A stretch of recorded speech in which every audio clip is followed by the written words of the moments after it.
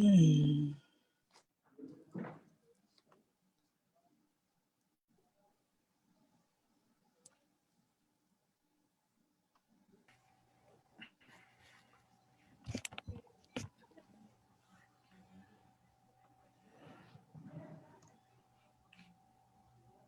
वालेकुम everyone and welcome. मेरा नाम फिजा आबिद है और मैं centre for excellence in journalism IBA पे एज ए प्रोग्राम ऑफिसर काम करती हूँ.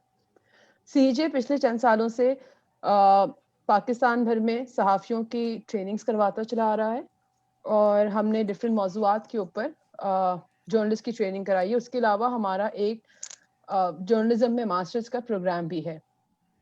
आज हम लोग इकट्ठे हुए हैं क्योंकि CEJ पिछले 4 सालों से ICRC Pakistan international committee of the red cross के साथ ह्यूमैनिटेरियन रिपोर्टिंग की वर्कशॉप्स भी कराता चला आ रहा है और ह्यूमैनिटेरियन रिपोर्टिंग अवार्ड्स करवा रहे हैं. हमारा मकसद ह्यूमैनिटेरियन रिपोर्टिंग अवार्ड्स का ये होता है कि we recognise the excellence in reporting with in the on humanitarian issues. और इस साल हमने 4th अपने एनुअल अवार्ड्स करवाए थे.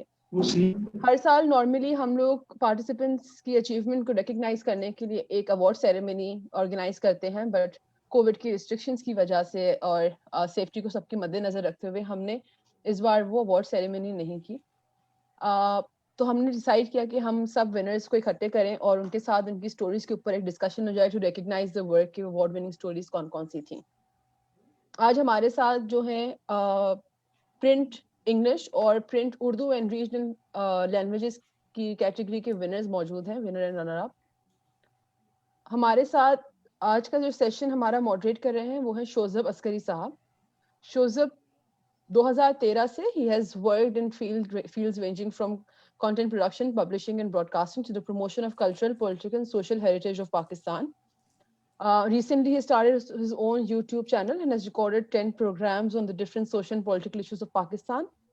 And in addition to all of this, he regularly writes for various Pakistani online newspapers like Dawn Urdu and Humsab and international media platforms like DW Urdu. Shozab is also a part of the humanitarian reporting का जो हमारा एक alumni का network है.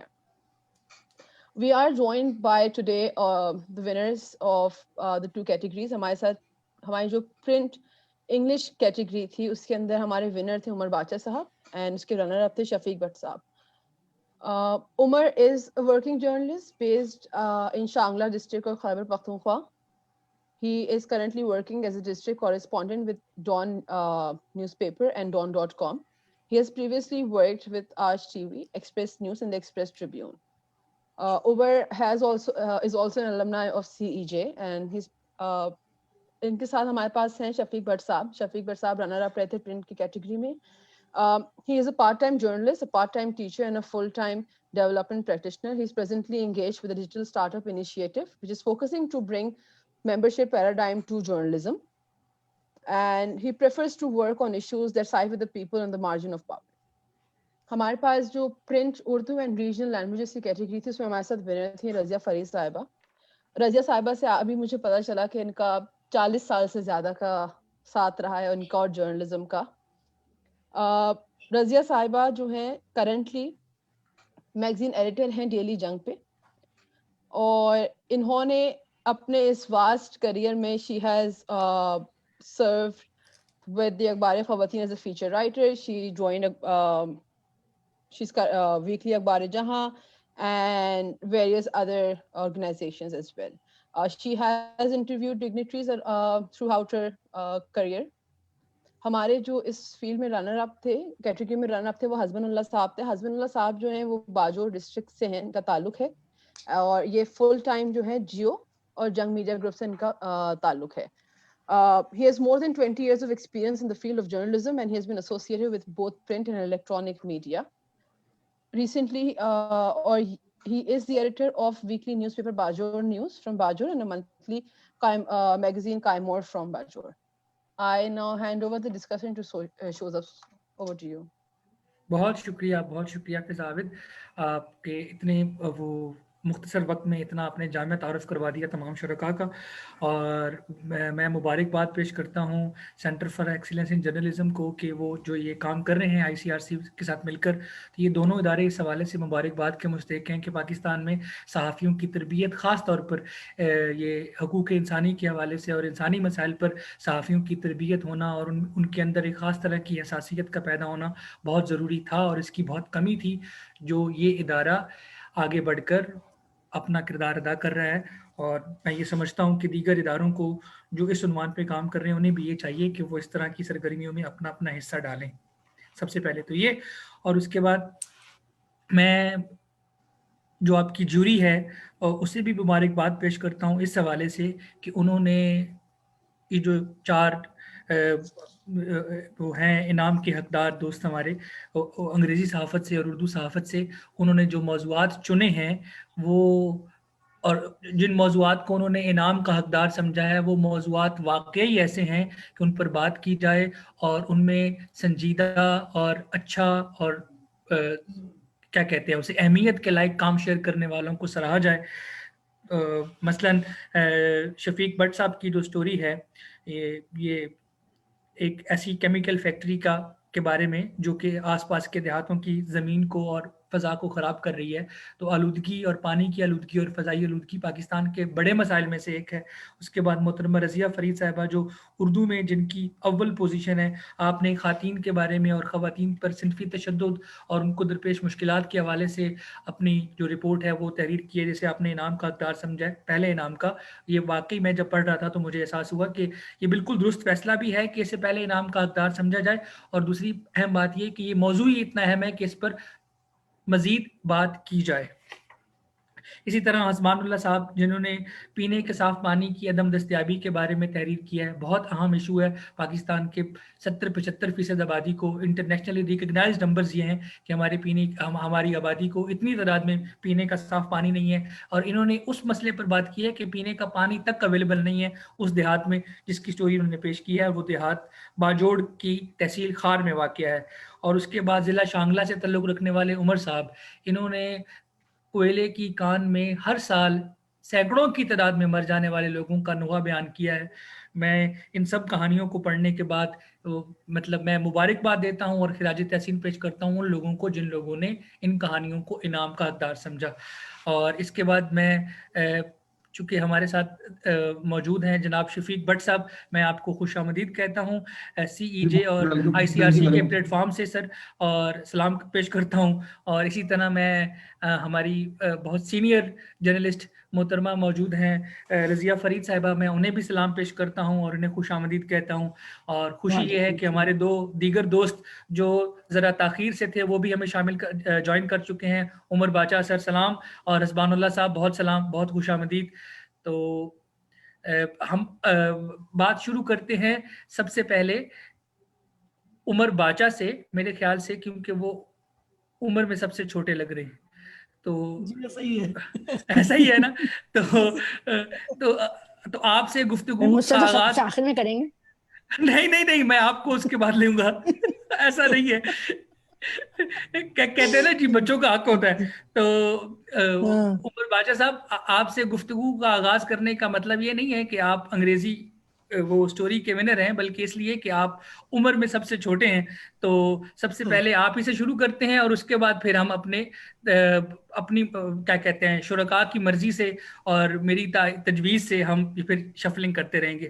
عمر، سب سے پہلے تو یہ کہ آپ مختصراً خود ہی اپنی یہ جو سٹوری ہے فیڈ ٹو بلیک، اس کے بارے میں ہمارے آڈینس کو بتا دیجئے. اور چونکہ سننے والے اور دیکھنے والے بہت زیادہ لوگ وہ ہیں جو اردو زبان سنتے سمجھتے لکھتے پڑھتے رہتے ہیں، تو میرا خیال ہے کہ بیچ بیچ میں حسب ضرورت جس کو جب چاہے انگریزی بولنی ہو بولے، لیکن اگر آپ اردو بولتے رہیں گے تو میرے خیال سے ہماری ٹارگٹ آڈینس بہت بڑھ جائے گی. جی عمر، مختصراً اپنی سٹوری کے بارے میں بتائیں، پھر کہانی ہم شروع کرتے ہیں آگے. تھینک یو شہزاد صاحب، بہت شکریہ آپ کا. اور سب سے پہلے تو میں CJ ICRC کا شکریہ ادا کروں گا، کیونکہ کافی عرصے سے دیکھ رہے کہ کوالٹی جرنلزم کو پاکستان میں پروموٹ کر رہے، اور پاکستان کے ہر کونے سے جو جرنلسٹ ہے چاہے وہ ریموٹ ایریا سے ہے یا جو پاکستان کے بڑے شہروں سے، ان کو مختلف ٹریننگز دیتے رہے. اور میں یہاں پہ یہ ایڈ کرنا چاہتا ہوں کہ یہ جو سٹوری ہے یہ میں نے سی اے جیسے جو ڈیٹا جرنلزم کی جو ٹریننگ لی تھی اس کے بعد یہ سٹوری میں نے کی تھی. اور یہ سٹوری میں نے میڈیا میٹرز فار ڈیموکریسی کے ایک فیلوشپ سے پہ کیا تھا. تو اس کا اسٹوری کو مکمل کرنا اسٹوری کی کے لیے یہ تھا کہ فائنینشیل کچھ ایشوز تھے، اس لیے میں نے فیلوشپ کے تھرو یہ کیا ہے. تو میں میڈیا میٹرز کا بھی شکریہ ادا کرتا ہوں یہاں پہ. سٹوری کچھ اس طرح ہے کہ یہ آئیڈیا مجھے میرے ذہن میں آئی تھی 2018 کو ایک انسیڈنٹ ہوا تھا. ایک علاقہ ہے یہاں پہ شانگلہ میں ڈیرے کے 2-3 چھوٹے چھوٹے گاؤں ہیں. ایک نام ہے سپرگو، دوسرا زڑا اور ایک ہے دلو. یہ 3 گاؤں بالکل آپس ایک ساتھ لگے ہوئے چھوٹے چھوٹے گاؤں ہیں. 2018 میں انسیڈنٹ ہوا کوئٹہ میں پی ایم ڈی سی کے ایک مائن میں. وہاں پہ 17 نوجوان جو ہے، زیادہ تر میجارٹی اس میں نوجوان تھے. اس میں کچھ ایسے لڑکے بھی تھے جن کی منگنیاں ہوئی تھی اور شادیاں ہونے والی تھی اور شادیوں کی تیاریاں جاری تھی، وہ فوت ہو گئے تھے. تو ان علاقوں میں جب میں گیا تو ایونٹ کو کور کرنے کے لیے، وہاں پہ مجھے ایک خاتون ملی. اس کا بخ بی بی نام ہے اس کا، جو کہ سٹوری میں مینشن ہے. بخ بی بی کے پاس جب ہم گئے تو بخ بی بی کے صرف 2 بیٹے تھے اور دونوں ایک انسیڈنٹ میں ایک مائن کے اندر وہ فوت ہو گئے تھے. بخ بی بی سے جب ہم نے اس ٹائم چونکہ حالات بھی ایسی تھی، ہم کچھ پھر میڈیا کے جو لوگ ہیں اور کچھ پولیٹیکل لوگ ہیں وہاں انہوں نے جانا چاہا. وہاں پہ ہم نے ان سے انیشلی تو پتہ لگا کہ اس کے صرف یہ 2 بیٹے تھے اور باقی ان کا کوئی بھی نہیں ہے. تو کچھ دنوں بعد میں نے پھر چاہا کہ یہ خاتون، مجھے لگ رہا ہے کہ یہ خاتون اس کی سٹوری مجھے سننی چاہیے کہ یہ کیا اس کے 2 بچے ہیں تو باقی کمانے والے یا کوئی ان کے کوئی اس کے علاوہ کوئی بریڈ ونر ہے یا نہیں ہے. تو میں ان کے پاس گیا تو اس خاتون نے مجھے اپنی ساری کہانی بتائی کہ ان کے جو بھائی ہیں وہ بھی فوت ہوئے ہیں. ان کا یہ 2 بیٹے تھے جو کہ ان کے والد جو تھا وہ بھی کوئلے کے کان میں کام کرتے ہوئے بلیک لنگس کا شکار ہوا تھا. پھر وہ اس مرض کے ساتھ جو ہے وہ لڑتے پھر وہ فوت ہو گئے. اور جب وہ اس کے ہسبینڈ فوت ہو گئے تھے تو یہ بچے جو تھے یہ چھوٹے چھوٹے تھے اور پرائمری اسکول میں تھے. تو ان کے امی نے جو اس وقت کوشش کی اس کو بڑا کیا، اور جب یہ بچے بڑے ہو گئے تو انہوں نے میٹرک کرنے کے بعد اپنی امی کو کہا کہ اب ہمارے پاس پیسے نہیں ہے کہ ہم آگے پڑھے اور یہاں پہ لوکل کالج بھی نہیں ہے. تو ہم دونوں بچوں نے یہ چاہا کہ وہ اپنی تعلیم کو کنٹینیو نہیں رکھ سکتے اور وہ کوئلے میں جائیں گے. تو پھر یہ دونوں بھائی جو ہے وہ کوئلے کے کان میں گئے اور پھر وہاں پہ 1 سال کام کیا. اور دوسرے سال جب گھر آئے تو اس کے بعد تقریباً 1 مہینہ ہوا تھا کہ دونوں گئے تھے کام کے لیے. اور وہاں پہ جو ہے وہ کوئٹہ میں جو حادثہ ہوا تھا پی ایم ڈی سی میں، اس میں انتقال کر گئے اور پھر وہاں پہ ان کی باڈیز آئی تھی. یہ ان 17 لوگوں میں سے یہ 2 بھی شامل تھے. پھر میں نے یہ سٹوری یہ کہانی جب ان کی سنی تو پھر میں نے یہ کوشش میری تھی کہ یہ تو یہ ایک کہانی نہیں ہے، اس طرح کے بہت سی کہانیاں مجھے مل سکتی ہیں اگر میں اس پہ کام شروع کروں. تو پھر میں نے یہ میڈیا میٹرز کی فیلوشپ میں کے لیے یہ سٹوری میں نے پچ کی تو انہوں نے اپروول دے دی. پھر میں نے اس پہ کام شروع کیا اور پھر میں نے شانگلہ کے بہت سارے گاؤں میں گیا. تو اس میں مجھے عقل زیبہ جو ایک خاتون ہے، اس کی ایج جو ہے وہ 19 سال ہے. 19 سال کی عمر کی عقل زیبہ سے جب میرے میاں کل پھر آباد میں ملاقات ہوئی تو ان کی کہانی جب میں نے سنی تو انہوں نے کہا کہ میرے ہسبینڈ جو تھے اس سے پہلے اس کے 4 بھائی بھی فوت ہوئے ہیں کوئلے کے کان میں، اور یہ جو ہے وہ 5واں بھائی تھا ان کا، یہ بھی فوت ہو گئے. تو یہ جب میں نے ان کی کہانی سے تو ان نے کہا کہ ان کے جو ہسبینڈ نے عقل زیبہ نے بتایا کہ انہوں نے کہا تھا کہ جب تک میں گھر کمپلیٹ نہیں کرتا، میرا گھر کمپلیٹ نہیں ہوتا تو تب تک میں واپس نہیں آؤں گا. وہاں سے وہ پیسے بھیجتا رہا، یہاں پہ اس کا کلی میں پھر آباد میں اس کا گھر بن گیا. جب گھر بنا تو اس گھر میں اس کی لاش واپس آئی، وہ خود زندہ نہیں پہنچے. عمر باچا، آپ کی کہانی بہت پرتاثیر ہے، بہت دردناک ہے اور بہت اہم ہے کہ یہاں جو لوگ بلوچستان کی دیگر کہانیوں سے یا شانگلہ کی دیگر کہانیوں سے واقف نہیں ہیں، دیکھنے اور سننے والوں کے لیے بہت ضروری ہے. بہت سارے لوگ ڈان نہیں پڑھتے، اکثر لوگ ڈان نہیں پڑھتے، میجورٹی تو اردو اخبار پڑھتی ہے. تو بہت شکریہ کہ آپ نے اس اہم انسانی مسئلے کی طرف توجہ دلائی اور اگین ہمارے اس پلیٹ فارم کا شکریہ کہ اس کے توسط سے پھر یہ بات اور آگے پھیل جائے گی. میں آپ کی طرف دوبارہ لوٹوں گا. میں بغیر کوئی وقت ضائع کیے محترمہ رضیہ فرید کی طرف جانا چاہوں گا کہ جیسے ایک انسانی المیہ کی کہانی آپ لے کر آئے ہیں، اسی طرح ایک انسانی المیہ کی کہانی انہوں نے بیان کی ہے، اور ان کی کہانی جو ہے وہ اس مقابلے میں جو کہ ہیومینیٹیرین رپورٹنگ کا تھا اس میں اول انعام کی حقدار ہے. میم میں اس پر اس انعام پر آپ کو مبارکباد پیش کرتا ہوں اور درخواست کرتا ہوں کہ آپ اپنی سٹوری جو جنگ میں شائع ہوئی تھی اس کے بارے میں دیکھنے اور سننے والوں کو مختصراً آگاہ کیجئے، اور یہ بتائیے گا کہ وہ کیا چیز کیا تھی، وہ کیا احساس تھا جس کے سبب آپ نے یہ تحریر لکھی، سروں پر لٹکتی تشدد کی تلوار. شکریہ بہت بہت آپ کا. پہلے تو میں آپ لوگوں کا شکریہ ادا کرتی ہوں کہ آپ لوگوں نے میری سٹوری کو اس قابل سمجھا کہ مجھے ہے نا ونر کی فرسٹ لسٹ میں شامل کیا، کیونکہ میں نے یہ میرے لیے یہ ان ایکسپیکٹڈ تھا، اور میں یہ اسٹوری آپ بھیج بھی نہیں رہی تھی. مجھ سے میرے کولیگس نے چند نے کہا تھا کہ آپ اسٹوری بھیجیں، میں نے ایسے ہی بھیج دیا. تو آج مجھے وہ لوگ کہتے ہیں کہ آپ نے تو ہمارے کہنے سے بھیجا تھا، اب جو بھی کچھ آپ کو ملے گا وہ ہاف ہاف ہمارا ہے. بہرحال میں آپ کو یہ اسٹوری بتاؤں کہ چند سال قبل شاید آپ لوگوں کو یاد ہوگا نیشنل جغرافی کے ٹائٹل پر ایک 22 سالہ افغان خاتون کی تصویر شائع ہوئی تھی جو تیزاب ایسڈ سے جھلسی ہوئی تھی. اندرونی صفحات پر اس کی ٹائٹل اسٹوری تھی.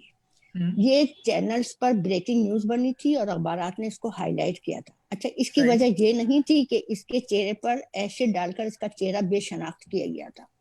وجہ یہ تھی کہ وہ پہلے باپ، بھائی اور پھر شوہر کے ظلم و ستم سے تنگ آ کر اپنی آپ بیتی لکھ رہی تھی اس عنوان سے، میری زندگی جو میری نہیں. اس نے اپنے اوپر سارے ظلم کی بتائی کہ پہلے شادی سے پہلے اس کے باپ نے اس پر ظلم کیا، پھر بھائی نے کیا. شادی کے بعد وہ خوش تھی کہ مجھے اس گھر سے نجات ملے گی. جب وہ شوہر کے گھر گئی تو وہاں پہ بھی شوہر کا ظلم و ستم ہوا. لیکن وہ اپنی آپ بیتی لکھ رہی تھی کہ اسے مکمل کرنے سے قبل وہ 17 سالہ منزل سے کود کر اس نے اپنی جان، زندگی کی بازی ہار دی. یہی چیز بریکنگ نیوز بنی تھی. تو جب اس کی آپ بیتی کا اس کے کمرے سے پھر اس کا سویدہ جو ملا، اس نے اپنی آپ بیتی میں لکھا کہ میں نے اپنی آپ بیتی لکھ رہی تھی تو میں نے اس کے اوپر سرخ کورے کاغذ پر اس نے سرخ روشنائی سے لکھنا شروع کیا.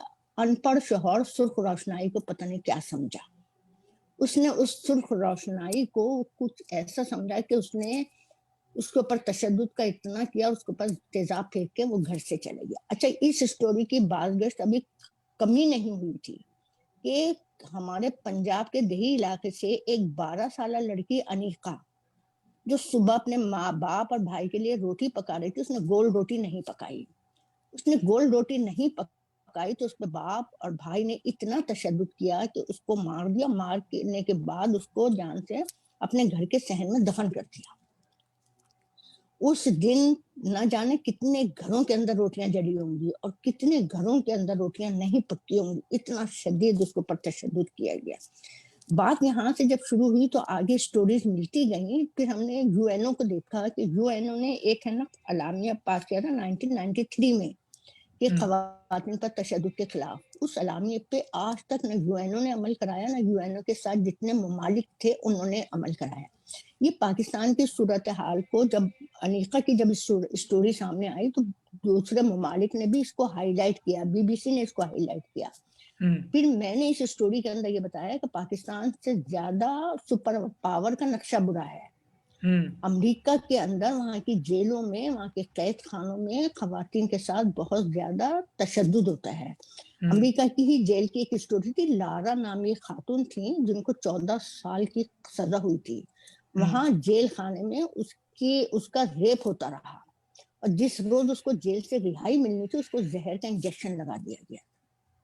زہر کا انجیکشن لگایا صرف اس لیے کہ وہ باہر نکلے گی تو جیل کی سٹوریز بتائے گی کہ جیل میں میرے ساتھ کیا کچھ ہوا. مطلب اس طریقے سے ہوا. اس کے بعد جو ہے نا اب دیکھیے بھارت جو ہے اس وقت نمبر 1 ہے تشدد کے اوپر. تو میں نے اس اسٹوری میں یہ بھی بتایا کہ ہمارے پاکستان میں ہمارے دیہی علاقوں میں جو ہمارے یہاں رسومات ہیں کاروکاری کی ہے، مطلب اس کے اندر جو ان کے رسمیں کم عمری کی شادیاں ہیں یہ سب ان کے ہم لاکھ قوانین اپنے پاس کر لیں لیکن ان کا جو جرگہ ہے وہ اس چیز کو نہیں مانتا جو بھی کچھ ہے. پھر میں نے اس اسٹوریز کے اندر بھارت کا نقشہ بتایا ہے، امریکہ کے بارے میں بتایا ہے کہ وہاں کتنا تشدد ہوتا تھا. پھر پہلے زمانے کے اندر جو ہم ماضی میں جھانکیں تو ہمارے ماضی میں کیا کچھ ہوتا تھا کہ اس وقت جو جنگیں ہوتی تھیں اس میں جو قومیں جیت جاتی تھیں تو ان کے یہاں یہ تھا کہ وہ جو ہارنے والی قوم ہوتی تھی وہ وہاں سے خواتین کو مانگتی تھی کہ ہمیں اس کے اندر. تو اتنا برا نقشہ ہمارے یہاں ماضی میں بھی جھانکے آج ہمارے یہاں تشدد کی قسمیں بدل گئی ہیں. تشدد ابھی بھی عورت پہ ہو رہا ہے، اور تشدد میں سمجھتی ہوں شاید جب تک ڈسکریمنیشن ہے، جب تک ہے نا یہ تشدد رہے گا، جب تک ہمارے یہاں سخت قوانین نہیں بنیں گے، جب تک یہ جاری رہے گا. پوری دنیا میں برطانیہ میں ہر 3 سیکنڈ میں ایک عورت کے اوپر تشدد ہوتا ہے. امریکہ کی صورتحال دیکھیں، وہاں پہ بھی ہر 3-4 سیکنڈ میں ہوتا ہے. بھارت میں تو یہ ہے بس اسٹاپ پر کھڑی خواتین کے اوپر بھی تشدد ہوتا ہے. وہاں تو جب 2 سال قبل وہاں پہ مرچوں سے بھرے ہوئے خواتین کی آنکھوں میں ان کے ڈال دیے تھے اسپرے سے، اور اس کے بعد ان کو بس میں لے جا کے ان کے اوپر تشدد کیا گیا تھا. ابھی بھی جو ہر روز ہمارے یہاں پچھلے دنوں کے اندر جو ہراسمنٹ کا قانون پاس ہوا، جو بچوں کے ساتھ ہوا قانون صرف منظور ہوئے ہیں، قانون ابھی تک بل بنے نہیں ہیں. یہ ہمارے یہاں کی کمزوری ہے جس کو میں نے ہائی لائٹ کیا ہے کے اندر بھی، کہ دنیا بھر میں ہیں جو وارداتوں میں اضافہ رہا، اعداد و شمار جو ہے چونکا دینے والے ہیں. صرف ایک ہے نا نیشنل جغرافی کی افغانستان کی خاتون کو نہیں لیں گے، انیقہ کو نہیں لیں گے جس نے گول روٹی نہیں پکائی. یہاں پہ ہر مختلف حربوں سے اس کے اوپر تشدد ہوتا ہے. لیکن ہمیں سب سے پہلے یہ ہے کہ ہمیں اقوام متحدہ کو جگانا چاہیے. یو این او نے اب تک کیا کیا اپنے اعلامیہ پہ، اس نے اب تک عمل کیوں نہیں کیا؟ یو این او کے ساتھ جتنے ممالک ہیں انہوں نے اب تک کیوں اس کے اوپر کچھ نہیں کیا؟ یہ تمام میں نے اس اسٹوری کے اندر مختلف ممالک پوری دنیا کو لے کے میں نے اپنے پاکستان کو ہائی لائٹ کیا ہے، اور اس میں نے یہ بتایا ہے کہ پاکستان کا نقشہ بیرون ممالک میں بہت برا پیش کیا جا رہا ہے. اس سے زیادہ کہیں برا سپر پاور کا ہے، اس سے زیادہ کہیں برا نقشہ بھارت کا ہے، اس سے زیادہ کہیں برا نقشہ پاکستان سے زیادہ بنگلہ دیش کا ہے، نیپال کا ہے. تمام دنیا کو میں نے اس کے اندر اس اسٹوری کو کور کیا، اور میں نے یہ بتانے کی کوشش کی ہے کہ ان چیزوں کو کس طریقے سے ختم کیا جانا چاہیے. جب تک ہماری خواتین میں آگاہی نہیں ہوگی، ان میں شعور نہیں بیدار کیا جائے گا، ان کو یہ نہیں بتایا جائے گا کہ کس طریقے سے آپ مقابلہ کریے. یہ ایک بات کا یہ ضروری نہیں کہ بات کا جواب دیں. ہماری خواتین کے ساتھ بہت کچھ ظلم ہو رہا ہے، اور اس کی مجھے کوئی خاتمے کی کوئی صورت نہیں نظر آتی. حالانکہ ہر سال 25 نومبر کو خواتین پر تشدد کا عالمی دن منایا جاتا ہے، لیکن اس عالمی دن میں بھی کچھ نہیں ہوتا سوائے کہ سیمینار ہو گئے، چند تقریبات ہو گئی، اس کے اندر ان کا نقشہ کھینچ دیا گیا، اور اس کے بعد پھر وہی خاموشی چھا جاتی ہے، پھر وہی تشدد کی وارداتیں ہو جاتی ہیں. ابھی زینب الرٹ قانون پاس ہوا اسمبلی کے اندر، لیکن وہ صرف قانون پاس ہوا ہے، اس پر امپلیمنٹیشن ابھی تک نہیں ہوا. اس کے اندر ہمیں کیا ہے، یہ تمام چیزیں اس کے اندر میں نے ہائی لائٹ کی. بہت شکریہ محترمہ رضیہ فرید. ہم یہ ایک دفعہ سب دوستوں سے ہم ان کی سٹوریز کا تعارف لے لیں، تو پھر ہم سب مل کر اس معاملے پر غور کرنے کی کوشش کریں گے کہ ایسے کیا اقدامات کیے جائیں کہ خواتین کے ساتھ محض اس وجہ سے تشدد کہ وہ خواتین ہیں، اس کے خاتمے کی کیا کوئی عملی صورت کی جا سکتی ہے. ہم سب 4-5 لوگ بیٹھے ہیں، تو ہم ہی سوچتے ہیں، اور سوچ کر آپ کی رہنمائی میں ہم کوئی تجویز لے کر آتے ہیں. شکریہ.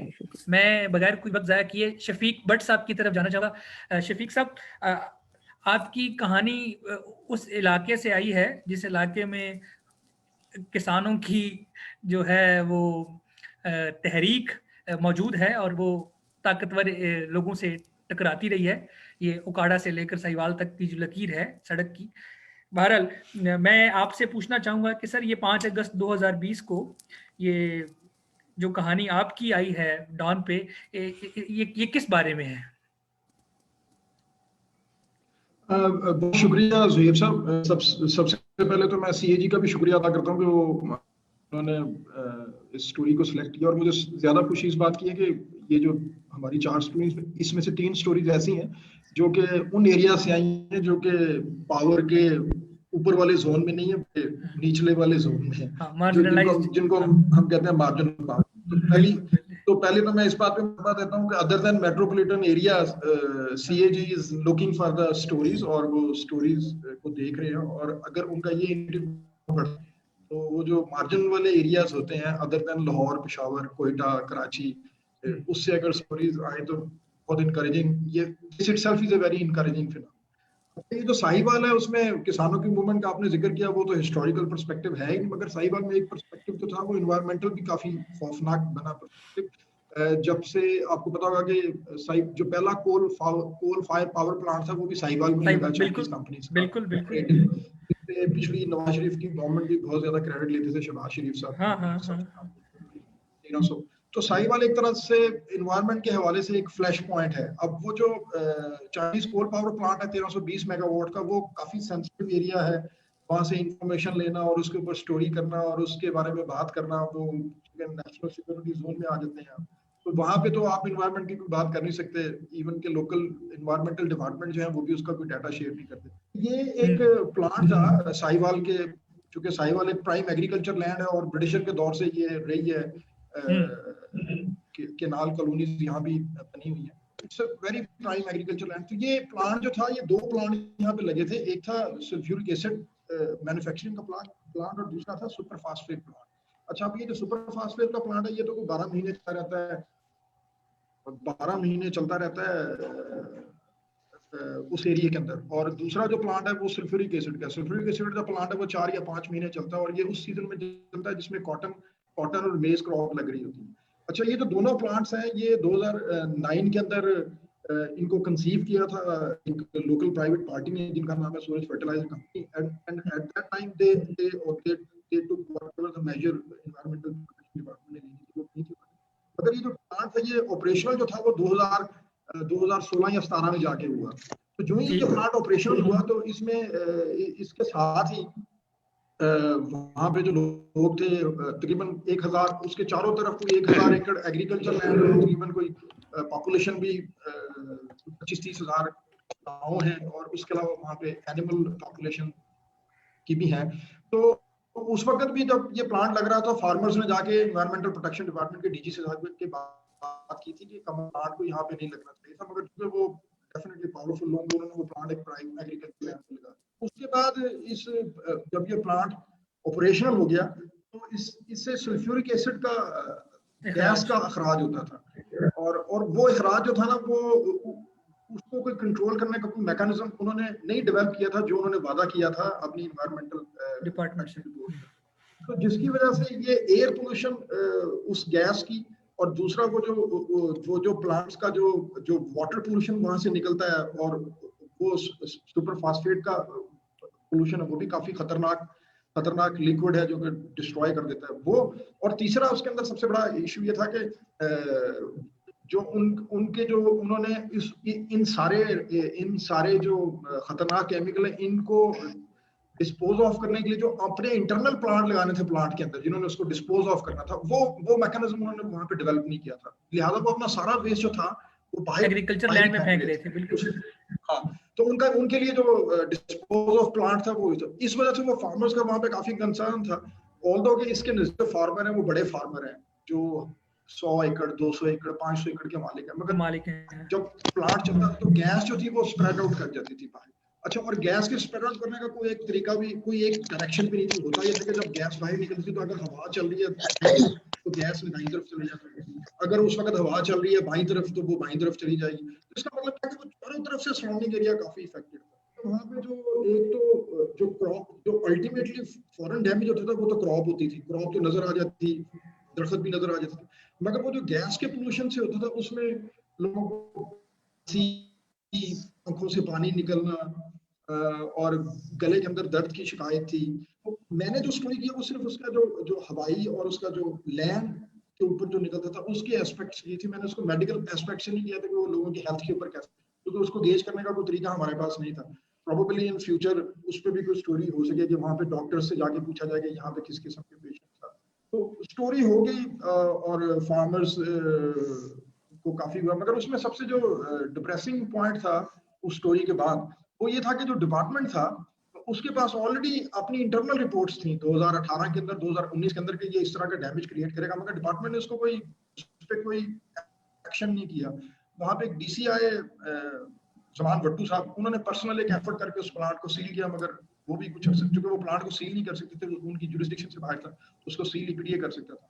तो वो प्लांट अभी भी ऑपरेशनल है اور بجائے اس کے کہ انوائرمنٹل پروٹیکشن پنجاب کا جو ڈپارٹمنٹ ہے وہ اپنے قوانین کو لاگو کروائے جس کی وائلیشن وہ پلان کر رہا ہے، انہوں نے یہ کیا کہ بیک اینڈ پہ جو مالکان تھے اور فارمرز تھے ان کے درمیان ڈائیلاگ شروع کروا دیا کہ آپ ان کے ساتھ ان پنجابی کہتے ہیں مقابلہ کر لو اور وہ جو ہیئرنگ ڈپارٹمنٹ نے کرنی تھی اس پلانٹ کے مالکان کی اور اس کی، وہ ہیئرنگ سائٹ پہ چلی گئی اور جو ڈائیلاگ چل رہا تھا وہ انہوں نے میڈیٹری وہاں پہ ایم پی اے صاحب ہیں ان کو ڈالا اور وہ ڈائیلاگ چل رہا. تو میں یہ سمجھ لوں کہ یہ پلانٹ فارمرز کی وہاں پہ ڈیمانڈ یہی ہے کہ یہ پلانٹ یہاں سے شفٹ ہونا چاہیے اور اس کی جو ساری مشینری ہے اس کو کسی ایسی جگہ پہ لگایا جائے جہاں پہ اور وہ ڈیمانڈ ان کی ابھی تک چل رہی ہے. چونکہ اس ڈیمانڈ کے ساتھ جو انوائرمنٹل پروٹیکشن ڈپارٹمنٹ ہے وہ اس کو اس طرح سپورٹ نہیں کر رہا کہ جس کی بنیاد پہ وہ اپنے ہی لاس کو وہاں پہ امپلیمنٹ نہیں کروا سکتے اور ڈسٹرکٹ گورنمنٹ کے پاس اتنا اختیار نہیں کہ وہ اس پلانٹ کو سیل کر سکے.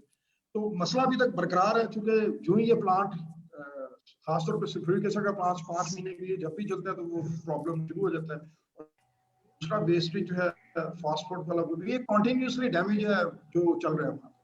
سر میں آپ ایک سوال ابھی پوچھ لیتا ہوں کہ آپ کی جو ڈیٹیل ڈسکرپشن ہے اسٹوری کی اس میں لکھا ہوا ہے کہ فارمرز کے خلاف جھوٹے مقدمات بنوائے گئے ہیں، ان مقدمات کا کیا سٹیٹس ہے؟ مقدمات کا سٹیٹس یہ ہے کہ جب بیک چینل پہ جب بجائے ای پی ڈی اے ان کی ہیئرنگ کرتا اور انہوں نے ہیئرنگ کی ایک ڈیٹ بھی فکس کر دی تھی تو ایک بیک چینل پہ ڈپلومیسی شروع کر دی انہوں نے ایک لوکل ایم پی کے ساتھ. اس کی بنیاد پہ پھر کیونکہ کمپنی نے وہ کیس کروایا تو کمپنی نے ان کیسز کو پرسو کرنا چھوڑ دیا. ایک طرح سے انہوں نے کمپنی نے ان کیسز کو پرسو کرنا چھوڑ دیا چونکہ وہ کیسز کمپنی نے کروائے تھے کہ یہ ہماری جو جوریسڈکشن ہے اس کے اندر داخل ہوئے ہیں فارمر. تو کمپنی نے اس کیس کو پرسو کرنا چھوڑ دیا اور دوسری طرف ڈپارٹمنٹ نے فیسیلیٹیٹ کیا فارمرز کو اور کمپنی کو کہ آپ بیک چینل پہ بیٹھ کے ڈسکشن کر لیں اور کمپنی نے یہ وعدہ کیا جو آپ کا ڈیمیج ہوا ہے وہ ہم آپ کو پورا کر دیں گے، آپ کیس کو فالو نہ کریں جو ای پی ڈی اے نے فائل کیا ہے.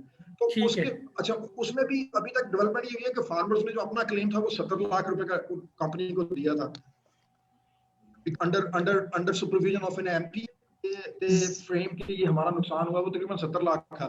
تو میری کل بھی میں نے فارمر سے پوچھا تو وہ کہہ رہے ہیں ابھی تک ہمیں وہ پیسے نہیں ملے ہیں. مطلب کمپنی ہمیں ابھی تک اور فارمرز ہیں وہ ایک طرح سے بٹرے ہو گئے، ان کو کمپنی نے بھی بٹرے کر دیا، ان کا کیس بھی ابھی تک اسی طرح ہی چل رہا ہے اور جو ای پی ڈی ڈپارٹمنٹ ہے اس نے جو لیگل ہیئرنگ کرنی تھی وہ بھی نہیں چل رہی.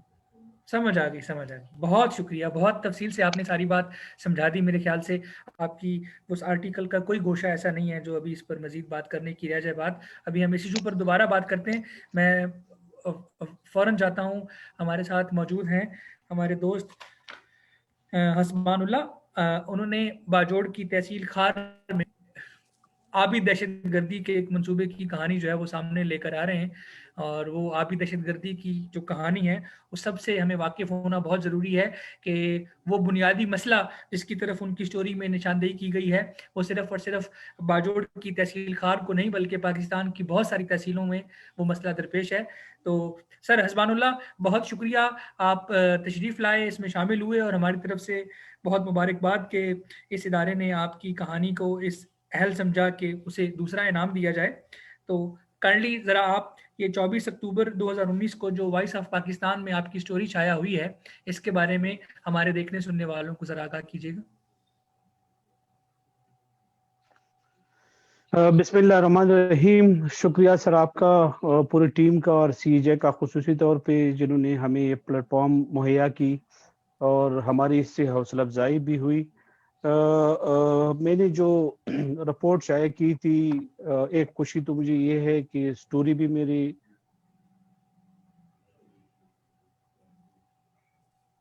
کہ میرے سٹوری پہ کام بھی ہوا اور وہاں پہ وہ لوگوں کو پانی کی جو قلت کا سامنا تھا وہاں پہ پانی بھی پہنچا دی گئی ہیں، وہاں پہ جو سسٹم تھا اس کو ٹھیک کیا گیا اور جو مزید وہاں پہ کام جاری. اصل صورتحال یہ ہے کہ جتنے ہم وفاقی دارالحکومت اسلام آباد سے دور ہیں، افغان بارڈر پہ واقع ہیں، اتنے ہم ترقیاتی کاموں میں بھی پاکستان کے دارالحکومت اسلام آباد سے بہت دور ہے.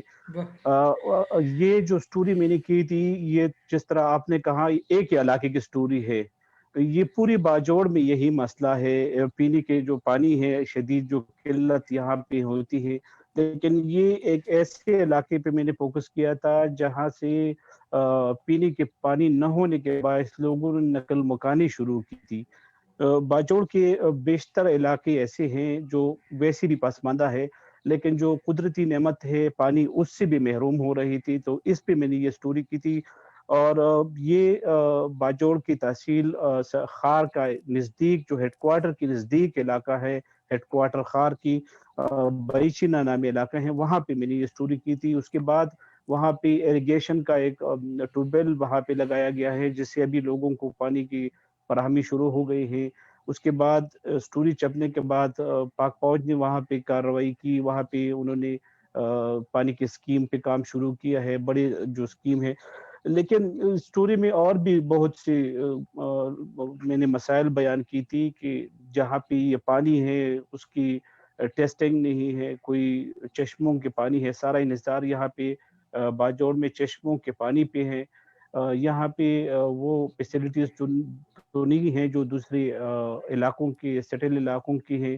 ابھی جو مرج ہوئی ہے اس کے بعد تو ہماری توقع ہے کہ یہاں پہ ترقیاتی کام شروع ہو پینے کے پانی کے ساتھ ساتھ. لیکن سب سے انسان کے لیے ضروری ہے وہ پینے کے جو پانی ہے وہ ہے، ان سے یہ لوگ محروم تھے اور صرف پینے کے پانی کی وجہ سے لوگ نقل مکانی کر رہی تھی. تو اس پہ میں نے وہ سٹوری کی تھی. اور باجوڑ کے اور جو علاقے بہت سے ہیں وہ بھی اس پینے کے پانی سے محروم ہے. سٹوری کرنے میں ہمیں جو پاکستان پریس فاؤنڈیشن ہے انہوں نے ایک پلیٹ فارم ہمیں مہیا کیا تھا جس سے ہم نے بہت کچھ سیکھ لیا تھا. اسی حساب سے ہم چلے تھے اور ہم نے سٹوری کی تھی. اور جو درکار معلومات تھی اس میں بھی ہمیں بہت سے مسائل کا سامنا تھا، لیکن ہم نے ہر طریقے استعمال کر کے جو مواد تھی سٹوری میں وہ لگائی تھی، جو ریئل حقائق ہے اس کو سامنے لائی تھی جو آپ کے سامنے ہے. عثمان اللہ، میں آپ سے یہ بات اسپیسیفکلی پوچھنا چاہتا ہوں کہ آپ نے اس سٹوری کے دوران سفیدہ یوکلپٹس کے درخت کا ذکر کیا ہے جو کہ بنیادی ذمہ دار ہے وہاں پینے کے پانی کی عدم دستیابی کا، کہ اس کی وجہ سے جو گراؤنڈ واٹر لیول ہے وہ بہت نیچے چلا گیا ہے. یہ سفیدے کا جو درخت ہے یہ اس تحصیل خار میں بھی اسی طرح کی پانی کے جو عدم دستیابی ہے اس کا باعث بن رہا ہے. لاہور اور اس کے گردنواح کے علاقوں میں بھی یہی لوگوں کا گلہ ہے کہ پینے کا پانی ختم ہو چکا ہے یا ختم ہو رہا ہے. اس کی وجہ یہ ہے کہ لوگوں نے جگہ جگہ سفیدے لگائے ہوئے اور ایکڑوں پر سفیدوں کے بڑے بڑے جنگل ہیں. اسی طرح میرا بھائی گاؤں ہے خوشاب، جس طرح یہ بھائیچینا کے علاقے کو چشموں کا علاقہ کہا جاتا تھا. خوشاب نام ہی یہ ہے کہ خوشاب میٹھا پانی. تو میرے گاؤں کا پانی وہ کھارا ہو چکا ہے. دریا کے عین کنارے، دریائے جہلم کے عین کنارے واقع خوشاب میں میرے گاؤں میں پانی کا پینے کا پانی جو ہے وہ کھارا پانی ہے اور بہت مشکل سے بہت نیچے جا کر پانی ملتا ہے. تو سڑک کے اس طرف بھی سفیدے کے درخت ہے، سڑک کے اس طرف بھی سفیدے کے درخت ہیں. 60 کلومیٹر لمبی سڑک ہے میرے خوشاب شہر سے ہمارے گاؤں کی جو سڑک، اس میں اس گاؤں پر اس سڑک پر کوئی 25-30 گاؤں ہیں، وہ سب سفیدے سے بھرے ہوئے ہیں. یہ ذرا سفیدے کے بارے میں بتا دیں کہ یہ لوگ لگاتے کیوں ہیں اور لگا لیں تو اس کی وجہ سے تباہی کیا ہوتی ہے. یہ تو جب ہم نے محکمہ جنگلات سے معلوم کی تو اور جو آپ نے اپنے علاقے کی معلومات بھی ہے، اصل میں یہاں پہ قدرتی گیس تو میسر نہیں ہے، باجوڑ میں قدرتی گیس تو نہیں ہے. تو لوگ بطور ایندھن اس کو استعمال کرتے ہیں اور اس کی جو درخت ہیں وہ 4 سے 5 سال میں بڑی ہوتی ہے، بہت جلدی وہ کرتے. تو وہ لوگ یہاں کے جو دیہاتی لوگ ہیں، یہاں کے جو پورے باجوڑ کی جو میدانی علاقے کے لوگ ہیں وہ بھی لکڑی کو بطور ایندھن استعمال کرتے ہیں. تو ان سے ہم کھانے بھی پکاتے ہیں، روٹی وغیرہ سب کچھ ان سے ہم کام چلاتے ہیں. اور دوسرا یہ کہ سردیوں کے موسم میں تو یہاں آتش دان کے بغیر کام ہی نہیں ہوتا. تو اس کے لیے بھی تو اسی وجہ سے لوگ زیادہ تر اسی درختوں پہ انحصار کرتے ہیں تاکہ یہ جلدی بھی ہو جائے اور بطور ایندھن اس کو استعمال کیا جائے. اصل وجہ یہ ہے.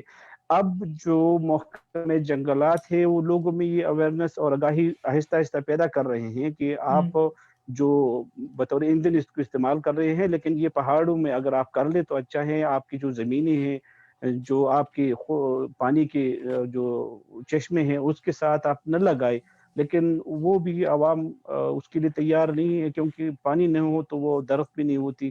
تو اس وجہ سے اصل وجہ یہ ہے کہ لوگ یہاں پہ ان کو بطور ایندھن استعمال کرتے ہیں، اور ضرورت ہے لوگوں کی بطور ایندھن استعمال کرنا. بہت بہت شکریہ عثمان اللہ. میرے پاس مختصر دوسرے سیشن میں آپ سب لوگوں کے لیے ایک چھوٹا چھوٹا سوال ہے جو کہ آپ ہی کی سٹوری سے نکلتا ہوا سوال ہے، اور وہ میں یہ سمجھتا ہوں کہ چونکہ دامن وقت میں گنجائش کم ہے، تو جس طرح ابھی ایک سرکل میں ہم نے سب دوستوں سے ان کی سٹوریز کا تعارف لے لیا اور دیکھنے اور سننے والوں کو اس کے بارے میں آگاہی ہوگی، اسی طرح ہم ان سٹوریز میں کسی ایک ایسپیکٹ پر جو کہ شاید جس پر بات کی جا سکتی ہے اس پر بات کرتے ہیں. تو میں سب سے پہلے عمر سے پوچھنا چاہتا ہوں کہ عمر، یہ شانگلہ ہی سے کیوں سٹوریز آتی ہیں کہ بلوچستان کے چملانگ کی کان ہو یا شاہراگ کی کان ہو یا کوئٹہ چمن زیارت کے آس پاس کے علاقوں کی کانیں ہوں، جہاں کہیں کان میں مزدوروں کے گر کر یا دب کے یا دم گھٹ کے مرنے کا واقعہ ہوتا ہے. مور دین 60-70% مزدوروں کا تعلق شانگلہ سے ہوتا ہے. بعض واقعات میں سوات کے لوگ ہوتے ہیں. تو یہ شانگلہ اور سوات کے ہی لوگ بلوچستان کی کانوں میں مرنے کیوں چاہتے ہیں؟ صاحب آپ نے بڑا انٹرسٹنگ اور اہم سوال کیا. اس سے یہاں پہ ہمارا شنگلہ جو ہے تقریباً اس کی زیادہ تر جو آبادی ہے، ایک تو یہ ہے کہ پہاڑی علاقہ ہے اور پہاڑوں میں یہ لوگ رہائش پذیر ہیں. یہاں پہ کوئی انڈسٹری نہیں ہے، یہاں پہ روزگار کے کوئی سورس نہیں ہے جہاں پہ یہ لوگ کو روزگار میسر ہو. ٹورزم ڈپارٹمنٹ جو ہے وہ کافی دفعہ کہہ چکی ہے، لیکن یہاں پہ ان کے لیے کوئی اپرچونیٹیز جو ہے وہ ابھی تک عمر، شانگلہ کہاں ہے؟ جن لوگوں نے شانگلہ کا نام نہیں سنا، نہیں دیکھا، نہیں جانتے، ان کو بتائیں کہ ڈسٹرکٹ شانگلہ کہاں ہے. ڈسٹرکٹ شانگلہ جو ہے یہ خیبر پختونخوا کا ضلع ہے، اور یہ ڈسٹرکٹ مانسیرہ اور کوہستان اور سوات، اس کے ساتھ بنیر اور بنیر اور ہری پور، یہ ان اضلاع کے درمیان جو ہے ایک ضلع ہے. اور اس کے ساتھ مختلف ضلع جو ہے بہت مطلب کم راستے کے ساتھ ملے ہوئے ہیں. اور یہ اس کا جو مین شہر ہے بشام، یہ کراکرم ہائی وے پر واقع ہے. تو یہ تھا شانگلہ کا تعارف. اب ہمارے سوال کی طرف آ جائیں، یہی کہ شانگلہ سے ہی مزدور کیوں بلوچستان مرنے کے لیے شانگلہ کے تقریباً بتائے جاتے ہیں کہ 70-75% جو شانگلہ کے لوگ ہیں وہ کام کن ہیں، اور ان کے پاس روزگار کا موقع نہیں ہے. تو یہ لوگ سندھ میں بھی جاتے ہیں، یہ لوگ کوئٹہ بلوچستان میں بھی جاتے ہیں، یہ لوگ درد ادم خیل، چراٹ، خیبر پختونخوا میں جو مائنز ہیں وہاں پر بھی جاتے ہیں. زیادہ تر جو حادثات ہوتے ہیں وہ رپورٹ ہوتے ہیں بلوچستان سے اور یہاں خیبر پختونخوا کے کچھ علاقوں سے، کیونکہ حیدرآباد کے جو مائنز ہیں وہاں پہ میں گیا ہوں، تو وہاں کے مائنز جو ہے وہ کافی کمپیریٹیولی جو خیبر پختونخوا کے مائنز اور بلوچستان کے مائنز سے کافی بہتر ہے. اسی طرح جو پنجاب کے چکوال سائڈز پہ جو مائن ہے 84 دن شاہ میں، وہاں کے جو مائنز ہیں وہ کافی سیکیور ہے، اور مینجمنٹ جو ہے وہ بھی صحیح ہے، اور چیک اینڈ بیلنس بھی وہاں پہ رکھا ہوا ہے. پروٹیکشن کے لیے بھی کافی وہاں پہ سہولیات ہے. دوسرا لیبرز کے لیے، ان کے بچوں کے لیے بھی وہاں پہ سہولیات انشور کیے گئے. لیکن یہ جو بلوچستان اور کے پی کے مائنز ہے یہ خطرناک ہے. اس میں زیادہ تر جو مائنز ہیں وہ گورنمنٹ کی طرف سے بند بھی کر دیے گئے ہیں، یعنی ان پہ پابندی ہے، لیکن پھر بھی 2 نمبر طریقے سے، یعنی فیک طریقے سے یہ لوگ چلا رہے ہیں.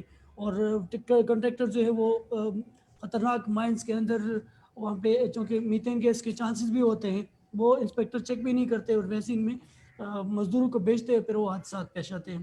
شانگلہ کے زیادہ تر جو لوگ ہیں وہ ہمیشہ، خاص کر ونٹر کے سیزن میں، چونکہ یہاں پہ برف پڑتی ہے تو برف میں سردی بھی ہوتی ہے، تو یہ لوگ ان گرم علاقوں میں جاتے ہیں، وہاں پہ یہ کانکنی کرتے ہیں. اور جب گرمیاں شروع ہو جاتی ہے تو یہ لوگ اپنے گھروں میں واپس آ جاتے ہیں. اور ونٹر کی سٹارٹ سے ہی یہ پرسوں کی بلکہ کل کی سٹوری ہے، کل شانگلہ میں مزید جو ہے وہ 3 باڈیز آئی ہیں. 2 جو ہے وہ بلوچستان میں فوت ہوئے، اور ایک جو ہے وہ درادم خیل میں. کتنی عمریں تھی مرنے والوں کی عمر؟ یہ جو کل میں نے ان میں زیادہ تر جو وہ ایک کی 26 سال اور ایک کی 24 سال، ایک جو بندہ تھا وہ 46 سال کا تھا. تو بس ہم پھر عمر کی بات سے یہ نتیجہ نکلا کہ شانگلہ کے جوانوں کو بلوچستان کی کانیں کھا رہی ہیں. کھا رہی ہے، ایگزیکٹلی ایسے ہی. اور اگر یہ فگر سن کے کسی کے جسم میں سنسنی دوڑے تو یہ بتا دینا چاہتے ہیں کہ سالانہ یہ تعداد 100 سے لے کر 200 لوگوں کے درمیان ہوتی ہے، اور یہ فگرز پچھلے 10 سال میں سیم ہیں. بالکل صحیح، بلکہ اس میں اضافہ ہوا ہے. اس میں اضافہ ہوا ہے، اس میں کمی نہیں ہوئی. اس کا مطلب یہ ہے کہ ایک انسانی المیہ پچھلی 1 دہائی سے مسلسل چل رہا ہے، اس کے بارے میں خبریں مسلسل شائع ہو رہی ہیں، لاشیں مسلسل آ رہی ہیں، لیکن مرنے کی وجوہات جو 10 سال پہلے تھیں آج بھی وہی ہیں. اس کا مطلب یہ ہے کہ اس معاملے پر نہ تو کوئی آگہی ہے، نہ کوئی دلچسپی ہے، نہ کسی کو یہ خیال ہے کہ لوگوں کی زندگیاں بچائی جائیں. 18 سال سے لے کر 26-30 سال تک کے نوجوانوں کی زندگیاں مرنے کے لیے نہیں ہوتی. شہزاد صاحب اس میں ایک اور اسپیکٹ یہ بھی ہے کہ جو اگر یہ لوگ کوئلے کے کان میں مر نہیں جاتے تو یہ جب 50 سال کے ہو جاتے تو یہ بلیک لنگز اور یہ جو چیسٹ کی جو بیماری ہے ان کے لنگز جو ہے وہ خراب ہو جاتے ہیں، اور 50 سال کے بعد یہ لوگ جو ہے وہ پھر چلنے پھرنے سے قاصر ہو جاتے ہیں، ان کی باڈی جو وہ کام کی نہیں ہوتی، یہ پھر اسپتالوں کے چکر لگاتے رہتے ہیں. اور یہ تقریباً کوئی 5000 کی تعداد ہے یہ بیماروں کی شنگلہ میں اس وقت. عمر آپ کی سٹوری میں وہ حمید اللہ اپنی بیوی سے کہتا ہے کہ اگر میں زندہ رہا تو شاید اپنے بچوں کو کبھی نہیں پڑھا سکوں گا اور اپنا قرضہ نہیں اتار سکوں گا، لیکن اگر میں کان میں گیا اور وہاں جا کے مر گیا تو جو کمپنسیشن کے پیسے ملیں گے امید ہے تم ان سے ہمارے بچوں کو پڑھا سکو گی. اس جملے میں جتنا درد ہے وہ اسے اکنالج کیا جانا چاہیے، اور وہیں اکنالج کیا جانا چاہیے جہاں جہاں اس کو اکنالج کیا جائے گا تو لوگوں کی زندگیاں بہتر ہوں گی. شہزاد صاحب اس کو تھوڑا سا اگر اس لائن کو میں مزید اس کی وضاحت کروں تاکہ ہمارے آڈینس کو سمجھ آ جائے. یہ سوال میرے لیے بھی کافی مشکل تھا کیونکہ میں اس خاتون کے سامنے بیٹھا ہوا تھا، تو جب میں نے یہ سوال ریز کیا تو وہ کافی دیر تک وہ خاموش رہی، اس سوال کا جواب نہیں دے کہ میں نے کہا کیا وجہ ہے کہ آپ کے جو ہسبینڈ ہیں اور آپ کے دیور ہیں وہ کوئلے کے کان میں گئے اور کیوں گئے؟ اور اس نے کہا کہ وہ پیسے کی لالچ کی وجہ سے گئے ہیں. اس کو میں نے کہا تھا کہ آپ جو ہے یہاں پہ آپ مزدوری نہیں کرتے، وہ ایک ٹھیکیدار ہے اس کے ساتھ آپ کام کر رہے تو وہاں پہ کام کر رہے 500 روپے مل جاتے، ٹھیک ہے. تو اس نے کہا نہیں، 500 روپے میں میرا گھر کا گزارا نہیں ہو جاتا اور میں چاہتا ہوں کہ میں گھر بھی بناؤں اور میرے بچے بھی پڑھے. تو اگر میں یہاں پہ ایسے مرا تو میرے بچوں کو کمپنسیشن نہیں ملے گا، پیسے نہیں ملیں گے. اگر میں کوئلے کے کان میں مرا تو میرے بچوں کو کمپنسیشن کے پیسے ملیں گے اور اس سے میرے بچے پڑھ سکیں گے. عمر میں آپ کی بات سے اتفاق کرتا ہوں، لیکن اسے لالچ کہنے کی بجائے مجبوری یا جبر کا نام دیا جائے تو زیادہ مناسب ہے. بچوں کی تعلیم دینے کا حق ہر ماں باپ کو ہے اور وہ سمجھتے ہیں کہ ایسا ہونا چاہیے. اپنے لیے گھر بنانے کی خواہش اور ضرورت ہر انسان کو ہے اور اس کا یہ حق ہے کہ وہ اپنے لیے گھر بنائے. اور اگر کوئی گھر بنانے کی خاطر یا بچوں کی تعلیم کی خاطر یا روزی روٹی کی خاطر سفر کرتا ہے تو وہ لالچ نہیں ہے، وہ مجبوری ہے. یہ لوگ مجبوری کے ہاتھوں. جی محترمہ رضیہ فرید، یہ آپ نے 40 سال سے زیادہ ہو گیا صحافت کرتے ہوئے اور بحیثیت خاتون آپ زیادہ بہتر وہ برین سٹارمنگ کر کے یا اپنے تبصرے سے یا اپنے خیالات سے ہمیں یہ آگاہ کر سکتی ہیں. آپ کی رائے میں صنفی تشدد کا خاتمہ کیسے ہو سکتا ہے؟ یہ لعنت تو پوری دنیا میں پھیلی ہوئی ہے. جی بالکل آپ نے صحیح کہا کہ یہ لعنت پوری دنیا میں پھیلی ہوئی ہے، لیکن اب یہ خواتین کو اپنے ارد گرد کی دنیا خود بدلنا ہوگی.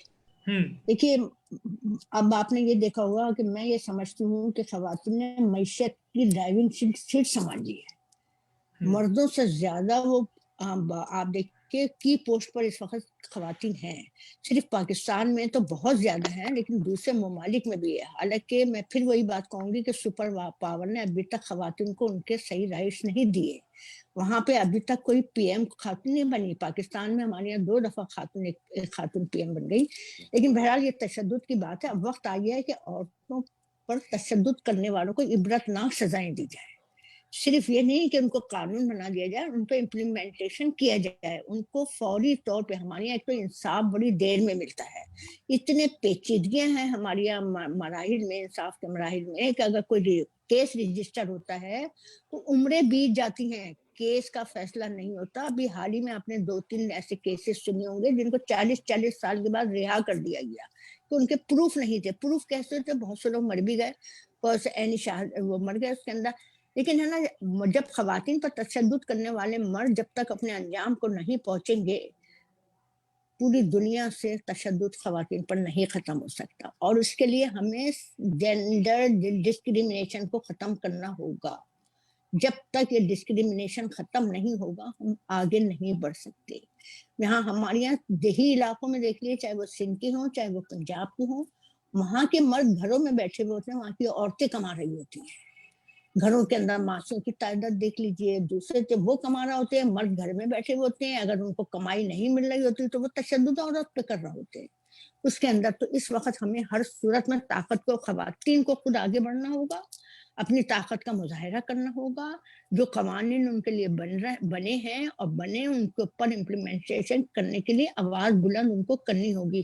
اگر وہ خاموشی سے ظلم سہتی رہیں گی تو کسی کا کچھ نہیں جائے گا, ان کی نسلیں ختم ہوتی رہیں گی. ایک نسل جو پروان چڑھ رہی ہوتی ہے, دوسری نسل میں پھر وہی تشدد مرد کر رہے ہوتے ہیں. باپ ہے نا, بیٹا جو ہے باپ کو تشدد کرتے ہوئے دیکھتا ہے, جب اس کی شادی ہوتی ہے تو وہ اپنی بیوی کو پر تشدد کرنے لگتا ہے, وہ اپنی بہنوں کو. تو بات صرف اتنی سی ہے کہ جو ہے نا امتیازی سلوک سے جو بدسلوکی کی فضا پیدا ہوتی ہے یا ہموار ہوتی ہے, تمام ممالک کو ایسے تمام بین الاقوامی اور علاقائی معاہدوں کی توثیق کرنا چاہیے جو تشدد یا بدسلوکی کے خلاف تحفظ کو استحکام دیتے ہیں. ان معاہدوں میں ایک ہے U N convention on the elimination of all forms of discrimination against women, اور اس کا آپشنل پروٹوکول جس کے تحت انفرادی شکایت کی جا سکتی ہے شامل ہے اس میں, لیکن اس کے اوپر کوئی عمل درآمد نہیں ہوتا. امتیازی سلوک کے خلاف جنگ کا آغاز تو ہو گیا ہے. اب دیکھیں 1995 میں بیجنگ میں کانفرنس ہوئی تھی, اقوام متحدہ کی عالمی کانفرنس میں خواتین کے خلاف تشدد کے خاتمے کے لیے حکومتوں کے وعدے پر, اور 2000 میں بیجنگ کانفرنس میں کی گئی تجدید عہد کو فوری طور پر نافذ کرنے کے اوپر کہا گیا تھا, لیکن کچھ نہیں ہوا. ابھی آج 2020 ہے, 2000 میں ہوا تھا, 20 سال گزر چکے ہیں, اس کا کوئی رزلٹ سامنے نہیں آیا. اچھا, یہاں خواتین ہماری میں گزارش کرنا چاہتا ہوں کہ جو مرد یا جو کوئی بھی خواتین کے خلاف صنفی بنیادوں پر تشدد کرتا ہے اسے دنیا بھر میں عبرت ناک سزائیں دی جانی چاہیے. یہ تو ہو گیا ریونج بیسڈ جسٹس سسٹم, جو آنکھ کے بدلے آنکھ, کان کے بدلے کان بات کرتا ہے. لیکن میں نے یہ دیکھا ہے اور تحقیقات میں یہ پڑھا ہے کہ ریونج بیسڈ جسٹس سسٹم جو ہے اس کے ذریعے آپ مجرم کو سزا تو دے سکتے ہیں لیکن سماج سے جرم کا خاتمہ نہیں کر سکتے. سماج سے کسی بھی جرم کا خاتمہ کرنے کے لیے وہ جو ترتیب اور نظام لے کر آنے کی بات کرتے ہیں وہ ہے اصلاحی نظام انصاف, ریفارمز بیسڈ جسٹس سسٹم. تو کیا پاکستان میں کوئی ایسی اصلاحات جو نافذ کی جائیں سماجی سطح پر اور کمیونٹی اویئرنیس کے لیے کوئی ایسی خاص کوئی نقطہ یا کوئی تجویز آپ کے ذہن میں آتی ہو کہ جس سے اس مسئلے کی حساسیت کے بارے میں لوگوں کو آگاہ کیا جا سکتا ہو اور لوگوں کے رویوں میں تبدیلی کے لیے کوئی عملی قدم اٹھایا جا سکتا ہے؟ یہ ذمہ داری کس کی ہے اور اس کے لیے کیا کیا جائے؟ کہ اگر آپ یہ کہیں نا لوگوں کے رویے میں, تو میں کہتی ہوں بیسک جو چیز شروع ہوتی ہے وہ گھر سے ہوتی ہے. صحیح. گھر کا جو ماحول ہوتا ہے نا, بچے جو کچھ دیکھ رہے ہوتے ہیں, جو کچھ آبزرو کر رہے ہوتے ہیں, پھر معاشرے میں جو کچھ ہو رہا ہوتا ہے, یہ تمام چیزیں. اس کے لیے دیکھیں ہمارے یہاں ورک شاپ بھی, این جی اوز بھی ہیں, خواتین این جی اوز بھی ہیں, وہ بھی کام کر رہی ہیں, تو ورک شاپ بھی ہو رہی ہوتی ہیں, سیمینارز بھی ہوتے ہیں, لیکن کہیں کوئی رزلٹ حال ابھی تک نہیں نکلا. میں آپ کو پاکستان کی بات آپ کر رہے ہیں, میں آپ کو امریکہ کی مثال دیتی ہوں کہ امریکہ کی ایک عدالت میں یہ سوال اٹھایا گیا تھا کہ خواتین پر تشدد کرنے, انہیں عمر قید اور سزائے موت دینے سے مسائل حل ہو سکتے ہیں, تو بیشتر جس کا جواب تھا کہ ایسی سزائیں امریکی خواتین کو سکھاتی ہیں کہ قوانین بہت طاقتور ہوتے ہیں اور جج اپنے فرائض انجام دیتے رہے ہیں. قابل غور بات یہ ہے کہ ججوں نے عوام کا لفظ استعمال نہیں کیا تھا, صرف امریکی خواتین کہا تھا. کیا قوانین، سوال یہ پیدا ہوتا ہے کہ کیا مردوں کے لیے قوانین طاقتور نہیں ہیں؟ جب مرد خواتین پر تشدد کرتے ہیں تو ججوں کو اپنا فرض یاد نہیں آتا؟ ان کو بھی تو یاد کرنا چاہیے نا. صرف ایک خواتین کا نام استعمال کر، یعنی آپ نے ہر شعبے کے اندر، جبکہ خواتین اب مردوں کی پرواہ نہیں کر رہی ہیں، اس کے اندر آپ دیکھیے وہ اپنے پیروں پہ کھڑی ہو چکی ہیں، وہ اپنا دفاع خود کر رہی ہیں. بالکل ٹھیک. ہم آگے بڑھتے ہیں بغیر کوئی وقت ضائع کیے. رضیہ فرید صاحبہ نے فرمایا ہے کہ صنفی تشدد کا خاتمہ کرنے کے لیے خواتین کو خود آگے بڑھنا ہوگا اور معیشت اور معاشرت میں اپنی موجودگی ظاہر کرنی ہوگی. اور امید افزا بات جو انہوں نے کی وہ یہ کہ پاکستان میں خواتین جو ہیں وہ اپنی حقیقت اور اپنے حق کو سمجھ رہی ہیں اور خود آگے بڑھ رہی ہیں. تو ہم امید کرتے ہیں کہ انشاءاللہ وہ وقت آئے گا جب پاکستان صنفی تشدد کے حوالے سے دنیا کے ان ممالک کی فہرست سے باہر نکلے گا جہاں خواتین تشدد کا شکار ہیں. میں شفیق بٹ صاحب آپ سے مختصر سوال یہ پوچھنا چاہتا ہوں کہ فرٹیلائز لینڈ میں، زرخیز زمین میں، وہ سورج فرٹیلائزر انڈسٹری نے اپنی کیمیکل انڈسٹری لگا دی. یہاں یہ چکوال سے آگے جائیں چوہا سیدن شاہ روڈ پر تو وہ کٹاس راج مندر وہ ہیں، وہ عالمی ورثے میں بھی شامل ہیں اور وہ اس خطے کے عظیم ہندو مذہب کے ماننے والوں کے لیے بہت مقدس ترین مقام ہے. اس سے چند کلومیٹر کے فاصلے پر بیسٹ وے سیمنٹ فیکٹری لگ گئی اور چل رہی ہے اور چلے جا رہی ہے. اسی طرح اس سے تھوڑے کلومیٹر کے فاصلے پر D G Khan cement factory چل پڑی اور چل رہی ہے اور چلے جا رہی ہے. ثاقب نثار صاحب نے فرمایا تھا کہ چلو بھر کے بھی لاؤ تو ان کا جو چشمے کا پانی خشک ہو گیا اس کو بھرو. یہ کمپنیاں یا یہ جو کیپٹلسٹ ادارے ہیں اپنے پلانٹ لگا لیتے ہیں یہ سوچے سمجھے بغیر کہ اس لینڈ کی امپورٹنس کیا ہے، کیا یہ زرعی اور زرخیز سرزمین ہے اور یہاں پر ہم یہ اگر پلانٹ لگائیں گے تو اس سے فضائی، آبی اور زمینی آلودگی ہوگی. اسی طرح یہ اس کیس میں جس کا میں نے آپ سے ذکر کیا، انہوں نے یہ سوچے بغیر کہ چند کلومیٹر کے فاصلے پر ایک بہت بڑا مقدس مذہبی مقام ہے ایک بہت بڑے مذہب کے ماننے والوں کا، اور وہاں ان کا وہ چشمہ پھوٹا ہوا ہے پانی کا، قدرتی پانی کا، پچھلے ہزاروں سال سے وہ بہ رہا تھا. یہ پچھلے چند سالوں میں پانی کے جس چشمے کو قدرت ہزاروں سالوں میں ختم نہیں کر سکی وہ 2 فیکٹریوں نے چند سالوں میں ختم کر دیا. یہ جو پنجاب کا ڈپارٹمنٹ ہے ای پی ڈی، اس کو کب ہوش آئے گی؟ شفیق آپ میری آواز سن رہے ہیں؟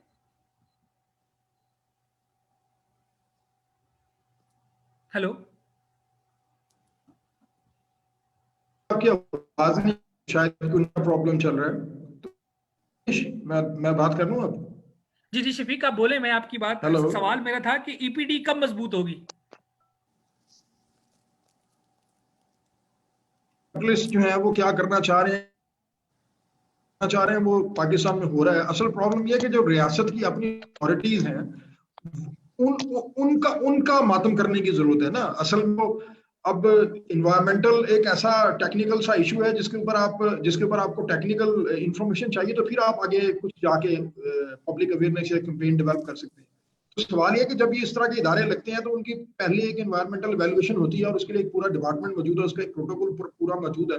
تو میں یہ سمجھتا ہوں کہ یہ جو ریاست ہے اور جو ریاست کے ادارے ہیں ان کی زیادہ رسپانسبلٹی ہے. اور اس سے تو ہمارے لیے سب بڑا چیلنج ہے وہ تو یہ کہ یہ جو ہمارے ریاستی ادارے ہیں ان کا اپنا جو بانچ پن ہے، ان کا جو اپنا بانچ پن ہے، کم از کم یہ اپنی ان پالیسیز کو بھی امپلیمنٹ نہیں کر سکتے جن کے لیے یہ ادارے بنے ہیں. تو میں سمجھتا ہوں کہ یہ کافی بڑا چیلنج ہے. تو ہمیں جو انڈسٹریلسٹ ہیں یا جو کارپوریٹ انٹرسٹ ہیں یا جو وہ بھلے ملٹی نیشنل ہیں بھلے وہ لوکل ہیں، ان کے ساتھ تو لوگوں کے اندر تو اویئرنیس ایک لانگ ٹرم پروسیس ہے. اگر جو ریاست کی ایک اپنی ریگولیٹری اتھارٹی ہے پاکستان میں، تو دیکھیں نا امریکہ جیسی ریاست ہے اس کے اپنے اسٹیل کو اگر کچھ ہونے لگتا ہے تو وہ یورپین اسٹیل پہ بین کر دیتی ہے تو ریاست آ کے آپریٹ کرتی ہے نا. تو ہمارے ہاں ریاست جو ہے یہ اس کا جو بانچ پن ہے میرا خیال ہے کہ یہ اس کی طرف زیادہ اشارہ ہے کہ ان کے جو اپنے ادارے ہیں ان کو اپنی وہ پالیسی جو انہوں نے طے کر لی ہے اس کو تو امپلیمنٹ کروا دیں. اگر وہ ان کو بھی امپلیمنٹ کروا دیں تو شاید یہ سوال ختم ہو جائے. میں سمجھتا ہوں کہ یہ پاکستانی عوام کے لیے بھی ایک پاکستان کی جو سٹیزن عوام سٹیزن جو اس ملک میں رہ رہا ہے، جو ٹیکس دے رہا ہے، جو ہر طرح کی شہر ہے، اس کو تو اس ریاست سے پوچھنا چاہیے نا کہ بھائی یہ جو آپ کا ادارہ ہے یہ کیوں अपनी पॉलिसीज को इम्प्लीमेंट क्यों नहीं करवा, और आपके पास जो हेयरिंग का एक पूरा प्रोसीजर मौजूद है, पूरा प्रोटोकॉल मौजूद है, आप उसको फॉलो नहीं कर रहे और बैक एंड पे जाके उसी कॉर्पोरेट सेक्टर के लोगों को कह रहे हैं कि आप जाके फार्मर्स के साथ जाके नेगोशिएट कर लें। तो ये अरबों करोड़ों पति का बंदा जो है वो 5 एकड़ के फार्मर के साथ जब डील करने बैठेगा तो क्या डील करनी है फार्मर ने। मैं समझता हूँ कि रियासत की जो अपनी रेगुलेटरी अथॉरिटी है उसको एग्जर्ट होना चाहिए, और पूरी दुनिया के अंदर रियासत अपनी रेगुलेटरी अथॉरिटीज को एग्जर्ट करती है। बहुत शुक्रिया, बहुत शुक्रिया। मैं हस्बानुल्लाह आपकी तरफ आना चाहता हूं। और सर्दियां तो हर साल आती हैं और आतिशदान जलाने के लिए लकड़ी की ज़रूरत हर साल होती है, ईंधन के लिए चूल्हा जलाना है सारा साल ज़रूरत है, उसके लिए ज़रिया रह गया है यूकलिप्टस का दरख्त, वो सफ़ेदे का दरख्त। तो पब्लिक मजबूर है कि वो आग की भी ज़रूरत है और पानी की भी ज़रूरत है। तो गवर्नमेंट इस सारी सूरत हाल में हुकूमत की रिस्पॉन्सिबिलिटी है कि उनको अल्टरनेटिव दे, मुतबादल ईंधन के ज़राए दिए जाएं ताकि लोग सफ़ेदे काश्त करने से बाज रहें और वो मुतबादल ज़राए ईंधन इस्तेमाल करें। वो क्या हो सकती है? वो कुदरती गैस हो सकती है। तो ये आपके इलाके बाजोड़ में कुदरती गैस है, और अगर है तो कौन कौन से इलाके में है और कब तक पहुंचेगी? जरा ये, वो तो बहुत, अब तो उन इलाकों को शामिल कर दिया गया है क्या कहते हैं सूबा खैबर पख्तूनख्वा में, और इस शमूलियत के बाद फाटा के इंतजाम के बाद लोगों के मसाइल क्या तेजी से हल हो रहे हैं? असल में जो आपने आखिरी बात की, पाटा के इंजमाम के बाद लोगों के मसाइल तेज़ी से हल हो रहे हैं, तेज़ी से हल होने के बजाय मज़ीद ख़राब हो रहे हैं। वो हालात, जो मामलात जो ठीक हो रहे थे, वो ख़राबी की तरफ जा रहे हैं। अब तकरीबन बाजोड़ और पूरी पाटा की अगर मैं बात कर लूँ तो 80% लोग ये हैं कि वो ये कह रहे थे कि वही पुराना निज़ाम ठीक था। इसमें तो हम चाहते थे कि तरक्की होंगी, दीगर इलाकों की तरह जो तरक्याती काम है वो भी बाजोड़ में स्टार्ट होंगी या और पाटा में होंगी, लेकिन वो नहीं हुई। अभी जो आप कह कि कोई सर्वे हुए हैं गैस, कुदरती गैस के लिए, सिर्फ सर्वे के हमने नाम सुने हैं कुछ दिन पहले, लेकिन वो मेरे ख्याल में कोई 20 साल बाद आएंगे बाजोड़ को गैस, या 30 साल बाद आएंगे। लोगों के ज़हनों में ये है कि हमारी ज़िंदगियों में तो नहीं आ सकती, अगर अगले 20 से 30 साल के दरमियान आएंगे तो आएंगे। इसी वजह से हुकूमत को चाहिए, ये लोगों का भी डिमांड है यहाँ पे और मुंतखब नुमाइंदों से भी है कि जो पीने के साफ पानी की फराहमी की जो मंसूबे हैं उस पर काम शुरू की जाए, तरक्याती मंसूबों की तरफ ज़रा तवज्जो दी जाए। तो ये जो मसला है पीने के साफ पानी का और जो दीगर मसाइल है वो हल हो सकते हैं। वो जो 3% ENFC अवार्ड का हिस्सा है वो अगर दिया जाए इन लोगों को, पूरी पाटा कबाइली इलाकों को, तो इनके मसाइल हल हो सकते हैं। लेकिन ये जो आप टीवी टॉक शो पे और अखबारों पे और जो बड़े बड़े लीडरों की बातें सुनते हैं, ये सिर्फ उनकी बातें हैं। हकीकत में ग्राउंड पे कुछ भी नहीं है। यहाँ हर इलाके में, मैं अगर मोमन की जिक्र कर लूँ तो 1-2 बड़े-बड़े रोड बने हैं फौजी ऑपरेशन के बाद, वो ठीक-ठाक बने हैं। लेकिन उसके बाद कोई तरक्याती काम, कोई ख़ास तरक्याती काम जिससे बड़े इलाके मुस्तफ़ीद हों, पानी के मसाइल हल हो, ग्रेड स्टेशन अगर कायम हुआ है तो उसमें बिजली नहीं है। 10 बार इफ्तिताह के बावजूद यहाँ पे जो सड़कें बन रहे हैं वो FWO वाले बना रहे हैं, वो भी सिर्फ मेन रोड्स जो है वो बना रहे हैं। जो दीगर तरक्याती काम है, हर काम में वही FCR वाले जो दौर में जो काम हुए हैं वही हुए हैं। अभी जो नया इंज़माम हमारा हुआ है खैबर पख्तूनख्वा के साथ, उसमें हमें कोई ख़ास तब्दीली नज़र नहीं आ रही है। हुकूमत को चाहिए कि यहाँ पे जो कुएँ हैं, खुश्क कुएँ, उस पे काम किया जाए। जो इरिगेशंस वाटर चैनल्स है उस पे काम कीजिए। अगर इसको बराबर ये हुकूमत भी कोताही में शामिल है तो अवाम भी शामिल, उनको भी चाहिए कि वो ज़्यादा पानी इस्तेमाल न करे। वो जहाँ पे वो पानी जमा हो सकती है वो उसको यूटिलाइज़ इस तरीके से कर ले कि उसके काम आए बाद में। वो भी जल्दी-जल्दी सारी पानी ख़त्म करते हैं, जो बारिश के पानी आती है वो जल्दी ख़त्म करते हैं। जो ये दरख्त लगाते हैं ये अगर कम तादाद में लगाए, ठीक है बतौर ईंधन वो इस्तेमाल करते हैं, लेकिन ईंधन के तौर पे दूसरे दरख्ती बहुत सारे पौधे जो दरख्तें हैं वो है جو پہاڑی درخت ہے وہ اگر وہ لگا لے تو اس سے ان کے یہ مسئلے حل ہو سکتے ہیں. تھوڑے سے عوام میں بھی اگر اس طرح کی شعور اور آگاہی پیدا کی جائے، محکمہ جنگلات جو ہے یہاں پہ یا دیگر جو حکومتی ادارے ہیں، تو اس میں کمی آ سکتی ہے. بہت شکریہ حسبان اللہ. اگر ہماری آج کی گفتگو کو ہم سم اپ کریں، اسے سمیٹیں، اس کا خلاصہ نکالیں، تو سب سے آخر میں حسبان اللہ نے ایک بات کہی کہ کوئی 200 سالہ پرانا قانون FCR کا، اس کو لوگ یاد کر رہے ہیں جب ریاست نے اسے ختم کر دیا ہے، اور ریاستی انضمام کی پالیسی سے لوگ تنگ ہیں، اور جن لوگوں کی تعداد، جو لوگ تنگ ہیں ان کی کتنی تعداد ہے؟ لوکل صحافی کا یہ کہنا ہے کہ 80% لوگ FCR کے زمانے کو یاد کرتے ہیں. تو یہ ایک سوالیہ نشان ہے ان پالیسی سازوں کے لیے جنہوں نے شاید فاٹا انضمام کو عوام کے مسائل کا حل سمجھا ہے. عوام کہتی ہے کہ ہمارے مسائل کم نہیں ہوئے اور بڑھ گئے ہیں. عمر باچا نے بتایا ہے کہ شانگلہ ڈسٹرکٹ سے 18-16 سال کے جوان چلے جاتے ہیں کمانے کے لیے، کیونکہ بنیادی ضروریات کے سامان بھی موجود نہیں ہے ان کے ہوم ڈسٹرکٹ میں. تو وہ جاتے ہیں اور آئندہ چند سالوں میں آنی تو لاش ہی ہوتی ہے کانکنی پر جو لوگ جاتے ہیں ان کی، لیکن اب یہ ہر کسی کا اپنا نصیب ہے کہ کسی کی لاش 3 مہینے کے بعد آئے یا کسی کی 3 سال کے بعد. وہاں بیوہ عورتوں کی تعداد ان کی سٹوری کے مطابق 19 سال کی عمر سے شروع ہو جاتی ہے. تو جس بچی کی عمر 19 سال ہو، جس کے ابھی کھیلنے کودنے کے دن ہو، جس کے ابھی پڑھنے لکھنے کے دن ہو، وہ چند بچے پیدا کر کے بیوہ ہو کر، شانگلہ میں ایسی ہزاروں بیوائیں، سینکڑوں بیوائیں آپ کو ملیں گی. یہ سوچنے کا مقام ہے. شفیق بٹ کہتے ہیں کہ اگر عوام کو یہ احساس نہیں ہوگا کہ ان میں طاقت ہے اور وہ اپنی بات آگے کہہ سکتے ہیں، اور ریاست کو یہ احساس نہیں ہوگا کہ وہ اپنے ریگولیٹری جو قوانین ہیں ان کو کس طرح اس پر کس طرح نفاذ العمل کروائے گی، تب تک صورتحال تبدیل نہیں ہو سکتی. اور ہمارے ساتھ محترمہ رضیہ فرید تھی، انہوں نے کہا تھا کہ آگے بڑھیں اور اپنا مقدر خود اپنے ہاتھوں میں لیں تاکہ صنفی تشدد کا خاتمہ ہو. میں آپ سب دوستوں کا بہت شکریہ ادا کرتا ہوں کہ آپ لوگوں نے یہاں شمولیت کی، آپ نے اتنا اہم کام کیا سماجی بیداری کے لیے اور سوشل اویئرنیس کے لیے، آپ نے اپنے حصے کی کنٹریبیوشن کی. میں آپ لوگوں کی نمائندگی کرتے ہوئے اس ادارے CAJ اور ICRC کا بھی شکریہ ادا کرتا ہوں کہ انہوں نے آپ لوگوں کی تربیت کے لیے اہتمام کیا اور آپ لوگوں کو اکٹھا کیا، مجھے آپ لوگوں سے بات چیت کرنے کا موقع دیا. میں نے بہت سیکھا ہے. امید ہے ہم سب لوگوں نے ایک دوسرے سے گفتگو سے بہت کچھ سیکھا ہوگا، نیا کچھ سمجھا ہوگا. ایک دوسرے سے رابطے میں رہیے گا. بہت شکریہ. بہت سلامت رہیں. خدا حافظ. بہت شکریہ زہیب صاحب. بہت شکریہ. بہت شکریہ.